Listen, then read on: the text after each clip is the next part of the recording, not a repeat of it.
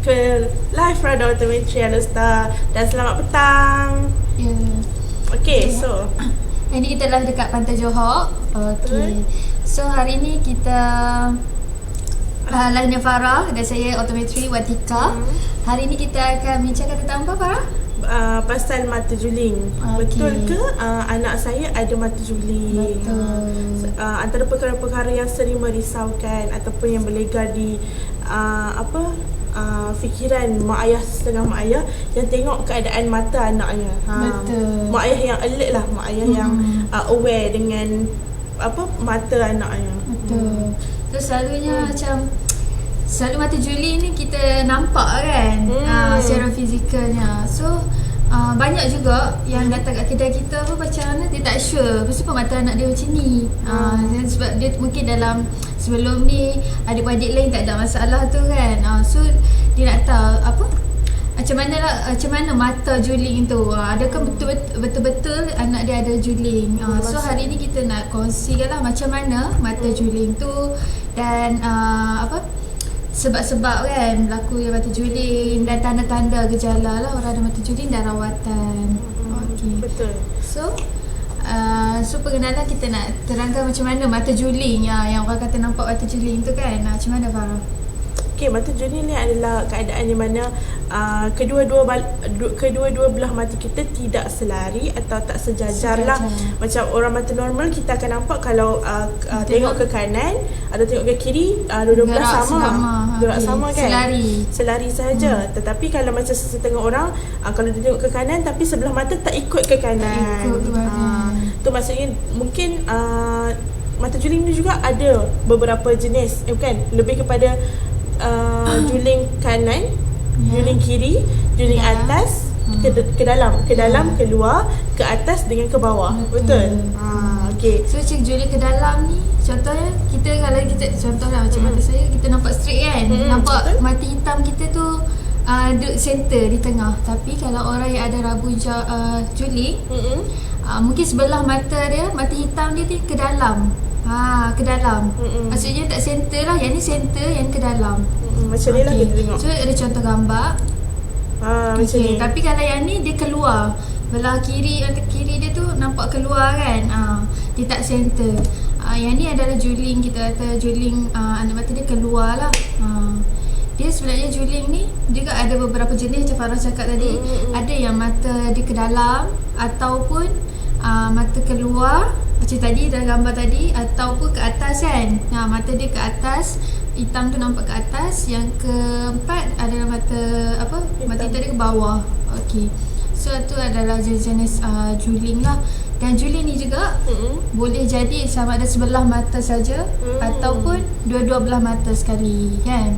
Macam tadi gambar tadi kita tunjuk sebelah mata sahaja macam ni. Tapi ada juga yang macam ni.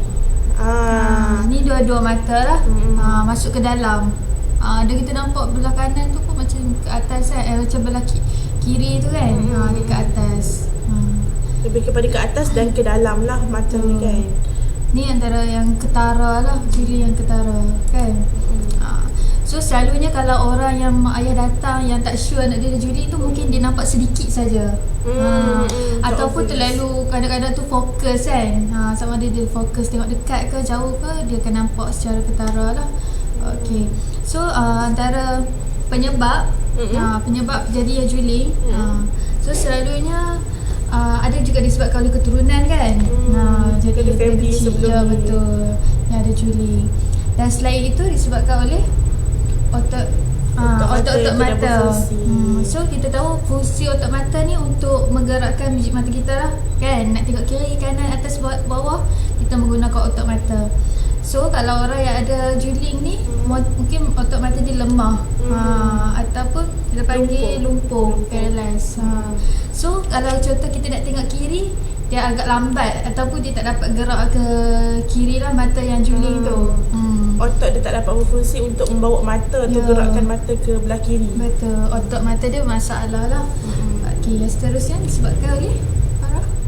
Adalah disebabkan oleh mungkin ada masalah daripada segi saraf otak. Masalah otak kan.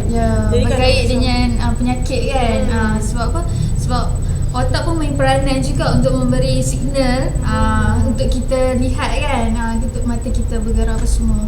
So kalau kita ada masalah penyakit, contoh penyakit cerebral palsy ataupun Down syndrome kan, ataupun orang yang ada barang otak, memang akan ada efek jugalah terhadap otak mata dia, sekaligus menyebabkan mata dia nampak juling, jadi juling. Okey. Adalah reflect lah, kesan daripada ada masalah di bahagian otak.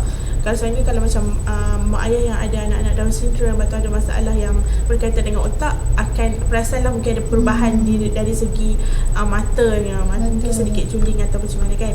Okey, ada satu lagi, apakah penyebab mata juling? Okey, yang ni juga selalu rabun dekat ataupun hyperopia lah. Budak-budak kecil. Ya, selalu budak-budak kecil. Selalu hyperopia ni selalunya berlaku kat budak-budak kecil juga.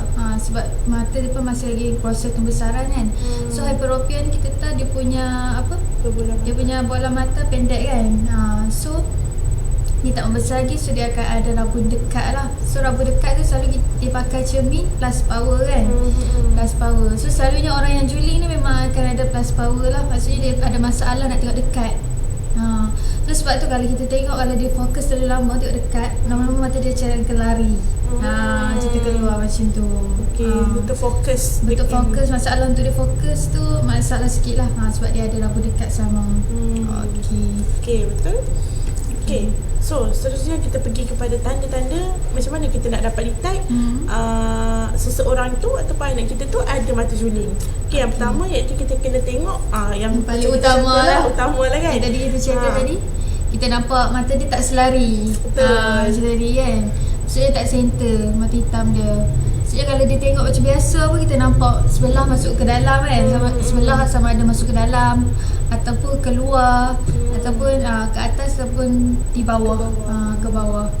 Okey, itu yang paling senang lah kita nak tengok kan, nak detect. Maksudnya kita tengok pun kita dah tahu dia ada masalah juling. Okey. Dan apa? Mata juling ni juga dia ada juga, kita nak tahu. Kadang-kadang ada ya juling, kita panggil juling apa, yang juling air. Juling air kan. Kadang-kadang nampak juling, kadang-kadang tak kan. Juling air tu kan. Kan setengah orang kadang-kadang mata dia nampak juling, kadang-kadang nampak macam biasa je. So juling air ni selalunya berlaku kalau orang yang bila mata dia dah letih sangat, terlalu letih kan, selalu waktu petang ataupun banyak tengok dekat kan, buat kerja dekat apa semua, dia terlalu fokus. So mata dia akan tiba-tiba macam keluar ataupun ke dalam macam tu. Tu kita panggil juling air lah. Maksudnya dia tak kekal, sekejap saja. Kalau mata dia terlalu letih, akan berlakulah juling tu. Okey. So kalau yang kekal ni memang kita nampak ketara lah. Macam gambar tadi kan. Dia nampak macam biasa, dia tengok macam biasa pun kita dah nampak mata dia terkeluar ataupun ke dalam kan. Okey. Yang seterusnya, tanda-tanda dan gejala. Okey. Selalunya disebabkan kalau macam baby, mungkin dia jadi juling ada disebabkan dia punya mata tu belum lagi matang. Ya, kita nampak masih lagi dalam proses pembesaran lah. Macam Monica kata tadi, masih lagi belum matang, jadi dia punya bola mata masih kecil. Jadi normal lah bagi bayi yang baru lahir, dia akan ada sedikit juling lah kita tengok. Tapi bila dah lama besar-besar, makin besar mata dia makin tu besar dia makin ni kan. So dia jadi makin elok lah, macam normal balik. So yang tu selalu kita panggil sudo. Maksudnya selalu kalau pasal kat budak-budak kan, dia punya mata hidung ni kan macam lepiak kan. So sebab tu dia macam mempengaruhi jugalah kedudukan nampak mata dia tu. Dia belum ada hidung. Okay, faham. Macam ni mata hidung ni. Tu yang kita nampak tu. Nampak macam juling tu mata kanak-kanak tu. Tapi bila dia dah makin besar, makin struktur muka pun makin ni kan. Makin elok. So dia jadi macam biasa balik lah, nampak normal. Okay, selain tu ada lagi tanda-tanda dia. Okey, yang tu. Kemudian kesan daripada juling ni lah. Kalau kita tak rawat juling ni, kalau kita biarkan juling ni berlarutan, apa akan jadi dengan mata anak kita tu? Okey, antara kesan yang pertama mungkin, ni selalunya dekat kalangan kanak-kanak lah kan. Ya, betul. Kanak-kanak, mungkin kanak-kanak tu akan mengalami mata malas, lazy eye. Lazy eye ni adalah keadaan di mana mata tu tak dapat berfungsi dengan baik walaupun kita letak power. Walaupun walaupun adik tu pakai pakai cermin spek, tak akan dapat membantu untuk dia tengok jelas. Tu adalah lazy eyes lah. Betul. So lazy eye ni salah satu faktor dia berlaku lazy eye ni adalah juling lah. Juling. Maksudnya dia ada juling tu yang menyebabkan dia ada lazy eye, mata malas tu. Maksudnya kalau lazy eye ni orang yang mata juling tu, maksudnya kalau dia ada sebelah mata juling kan, dia tak guna pun mata dia yang juling ni untuk fokus. Maksudnya dia guna mata yang elok. Tu yang berlaku lazy eye tu belah kat mata yang juling tu. Kita panggil lazy eye. So kalau selalunya kalau kita check kan, sebab tu penting kalau kanak-kanak buat pemeriksaan awal. Sebelum dia buka masuk sekolah ke apa ke, buat check mata dulu, pemeriksaan awal. Sebab apa? Kalau kita dapat detect kanak-kanak tu ada lazy eye kan, pada peringkat awal kita bagi dia pakai cermin mata ataupun kita bagi treatment yang sesuai, kemungkinan besar mata dia akan boleh jadi pulih semula. Macam mana? Dia punya prognosis untuk pulih semula tu tinggi. Kalau dibiarkan memang sampai ke besar lah. Mata dia akan, dia macam, maksudnya dia akan guna sebelah mata je. Malah yang juli tu memang dia tak pakai. Tu yang dia, selalunya mata malas tu disebabkan oleh juling tu lah. Dan kita ada juga treatment dia. Nanti kita bagi tahu lah macam mana treatment kita nak bagi selain pada pakai cermin mata untuk orang yang ada mata malas ni. Mata malas. Okay. So untuk prevent daripada terjadinya mata malas, so kita kena betulkan dulu mata juling tu lah. Kita kena rawat dulu mata juling kan. Betul, supaya digunakan mata tu lah. Okay. Dan selain tu kesan dia, sebab kita tahu kita lihat ni, kita guna dua-dua mata kan. Kita panggil binocular vision, dua-dua kan, dua-dua mata.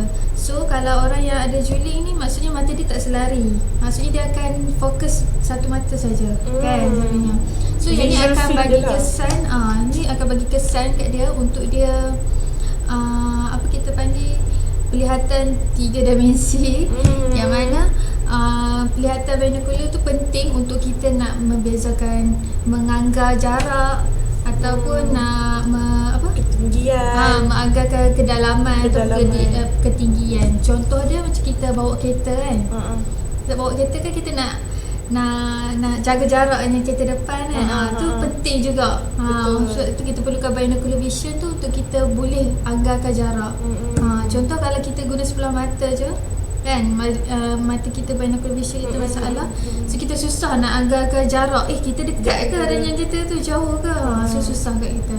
Ataupun selain tu macam kita nak langkah longkang kan, tu dia susah. Kalau orang yang ada juling, dia tak buat rawatan apa semua, dia akan ada masalah lah binocular vision dia tu. So dia susah macam nak anggarkan jarak, nak lepas ke dia nak ni lompat longkang ni kan. Macam nak anggarkan kedalaman pun masalah juga. So binocular ni, binocular vision tu macam mana? Binocular vision tu kita nak menggunakan dua-dua mata tu lah. Untuk dia penggunaan dua-dua mata selari. Kalau orang juling kan, dia tak selari kan mata dia. So akan bagi kesan kat dia lah binocular vision dia. Maksudnya dia tak, mata dia kedua-dua ni tak bertindak dengan selari, sebenarnya dengan baik. So dia akan ada kesan dekat binocular vision tu. Bino tu maksudnya dua vision. Binocular vision. Dia maksudnya kalau macam kita tengok, kita akan ada sudut pandang yang bertindih. Betul? Kan sudut pandang yang bertindih. Betul. So benda tu lebih tepat lah kalau macam kita nak tengok benda tu jauh ke dekat dengan kita ke dalam mana kan. Kita tengok sesuatu benda tu. Okay, so bila kata kita dapat detect yang anak kita tu ada juling, apakah rawatan yang boleh kita buat? Okay, so yang pertama sekali, sebab buat pemeriksaan mata lah. Sebelum tu memang kena buat pemeriksaan mata dulu lah. Sebab kita nak tengok juga juling dia ni, macam kita kata tadi, juling kekal ke ataupun juling macam juling ayak kan. Sekejap je. So kita nak detect tu dulu lah. Kemudian kita nak detect kebesaran juling tu macam mana. Di tahap berapa, mana? Ya betul. So teruk ke tak? Dalam, kalau dia ada juling pun mungkin kalau sikit tu kira macam okey lagi lah, kita boleh rawat. Lebih mudah lah untuk merawat. Kalau besar tu sikit, kalau besar tu mungkin lebih serius lah untuk rawatan dia. So yang kalau macam yang biasa je, yang tak berapa serius, mungkin cermin mata boleh membantu dia lah. Maksudnya dia membantu dari segi penglihatan dia. Boleh contoh dia juling disebabkan oleh raba dekat. So kita boleh bagi plus power lah untuk dia.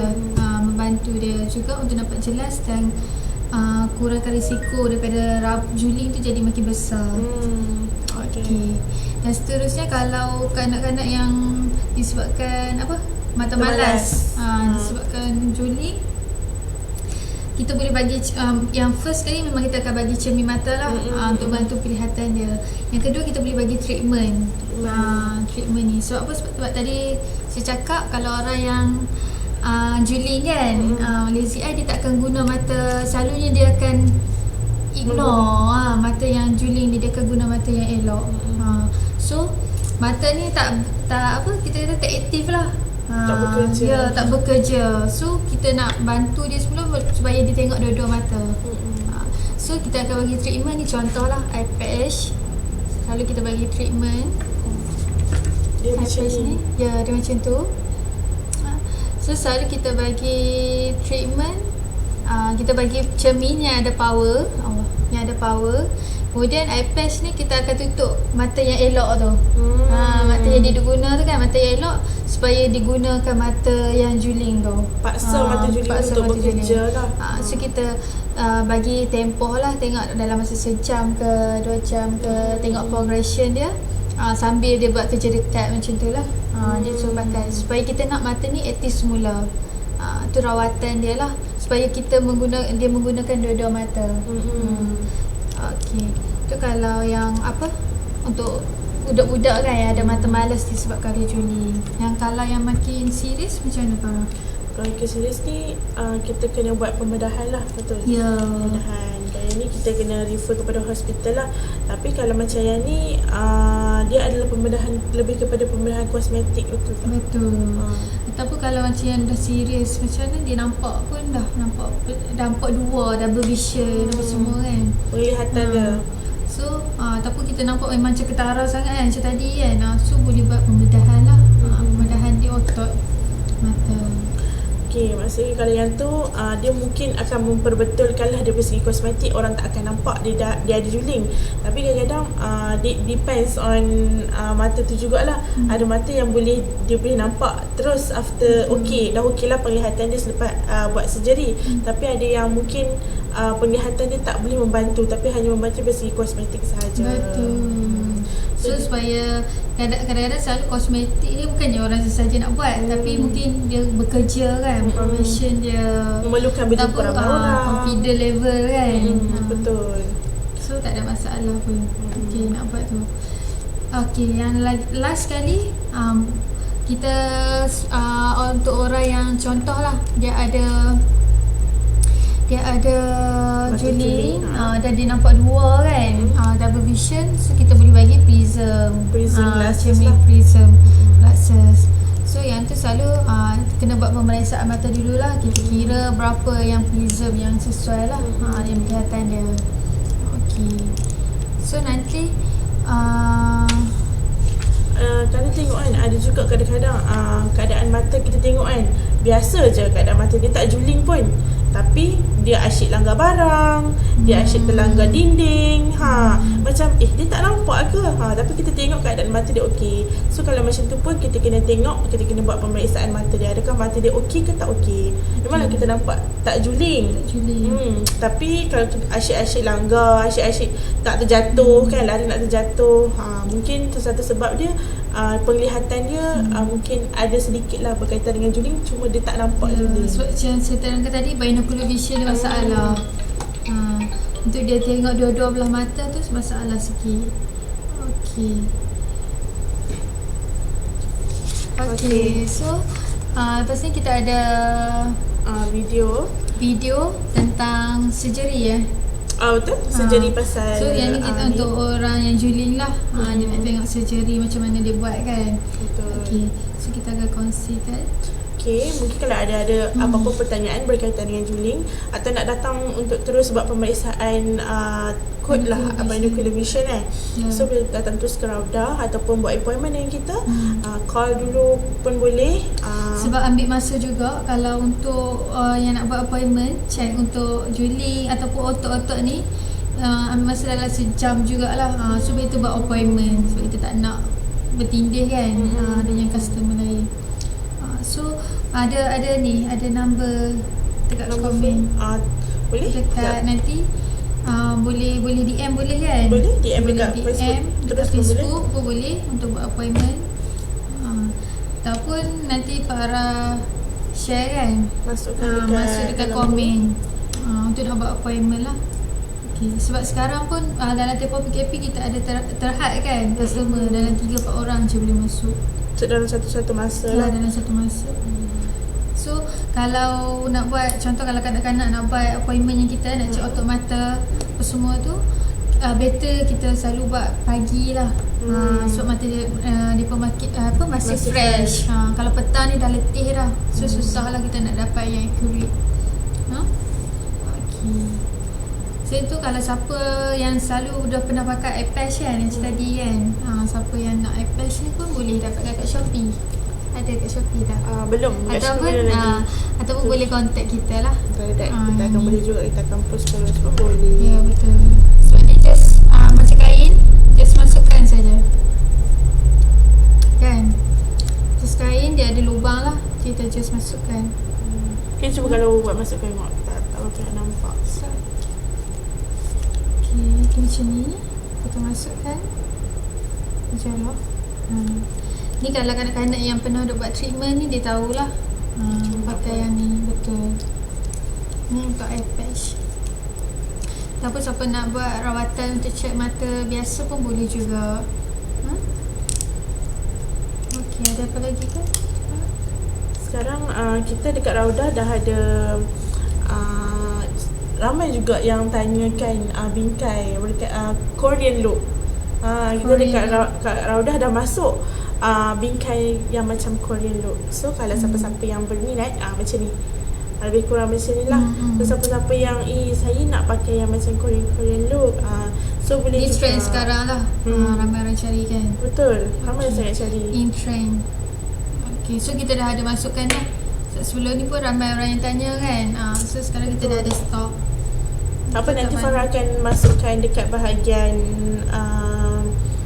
atas, bukan bahagian kamera sebab tak nak buka. Masalah teknikal sikit, tak apa. Farah akan tulis dekat atas tu lah. Kita bagi link. Untuk buat appointment. Boleh buat appointment terus. Okay, so mungkin itu sahaja untuk hari ni. Kita bercerita pasal Mother Julie. So siapa ada pertanyaan ke apa boleh komen kan. Nanti kita balas ataupun DM. Ataupun nak call terus pun boleh. Tak ada masalah. So kita buka operasi macam biasa sepanjang PKP ni kan. Kita buka dari 9 pagi sampai 7 petang. Cuti hari Jumaat saja. Betul. Okay. So kalau macam yang bekerja, hari Sabtu boleh datang. So kita buka macam biasa.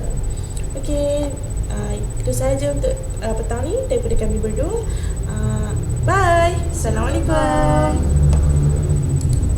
Eye movement is controlled by 6 muscles, all working together to control where the eyes are looking.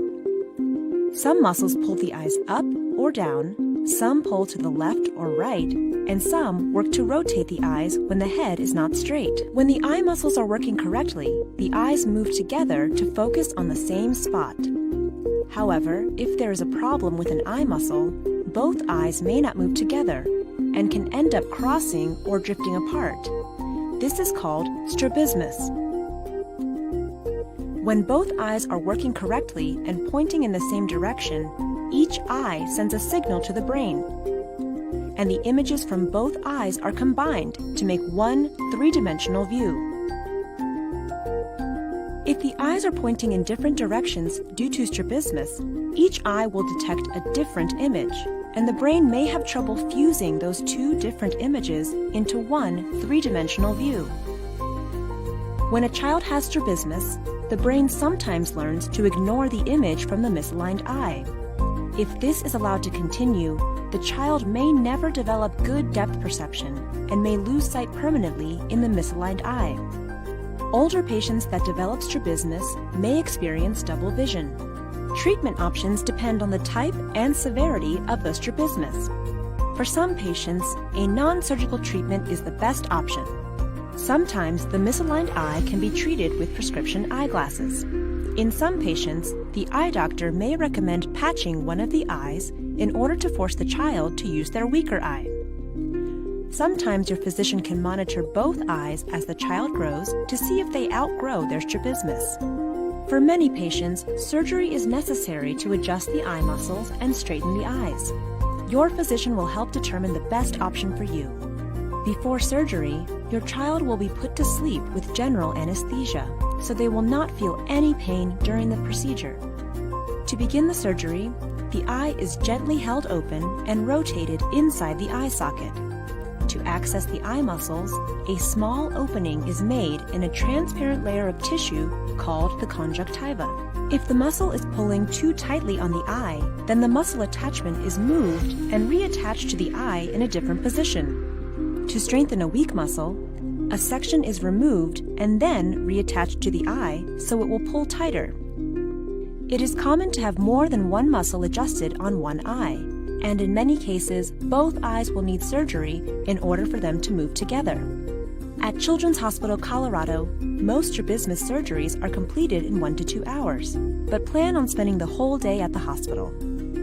After the surgery, it is normal for the eyes to feel a little itchy, but usually not very painful. If needed, pain can usually be controlled with over-the-counter medications. We will prescribe eye drops or ointment to help with the healing process and to make the eyes feel more comfortable. The eyes are often red or bloodshot for a couple weeks after the procedure, but within a few days, your child can usually return to normal activities, except for swimming. We usually ask patients to wait at least 2 weeks before swimming. While strabismus surgery is usually successful, studies have shown that 1 in 5 patients will need another strabismus surgery later in life. For more information, visit the Children's Hospital Colorado website.